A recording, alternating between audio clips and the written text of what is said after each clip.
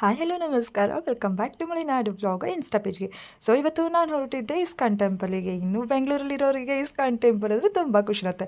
ಅದರೊಳಗೂ ನನಗಂತೂ ಕೃಷ್ಣ ಅಂದ್ರೂ ಸಾಕು, ಸಿಕ್ಕಾಪಟ್ಟೆ ಇಷ್ಟ. ಇನ್ನು ಮೆಟ್ರೋದಲ್ಲೆಲ್ಲ ಹೋಗಿ ಅಂತೂ ಇಂತೂ ಇಸ್ಕಾನಿಗೆ ಬಂದು ರೀಚ್ ಆದೆ. ಒಬ್ಬ ವೆದರ್ ಅಂತೂ ಸಖತ್ತಾಗಿತ್ತು. ರೀಚ್ ಆಗೋದು ಸ್ವಲ್ಪ ಸಂಜೆ ಆಗಿತ್ತು, ಯಾಕಂದರೆ ನಾನು ಬರೋದು ಹೊರಡೋದು ಲೇಟ್ ಆಗಿತ್ತು. ಇನ್ನು ಬನ್ನಿ ಒಳಗಡೆ ಹೋಗೋಣ. ಹೋಗೋಕ್ಕೂ ಮುಂಚೆ ಎಷ್ಟು ಜನ ಇದ್ದಾರೆ ಅಂತ ನೀವೇ ನೋಡಿ. ಜೊತೆಗೆ ಇಸ್ಕಾನಿಗೆ ಬರದೆ ತುಂಬ ವರ್ಷ ಆಗಿತ್ತು. ಅಂತೂ ಇಂತೂ ಬಂದೆ, ಕೃಷ್ಣನ ದರ್ಶನ ತಗೊಂಡೆ. ನೀವು ಹರೇ ಹರೇ ಕೃಷ್ಣ ಅಂತ ಹೇಳಿಬಿಡಿ.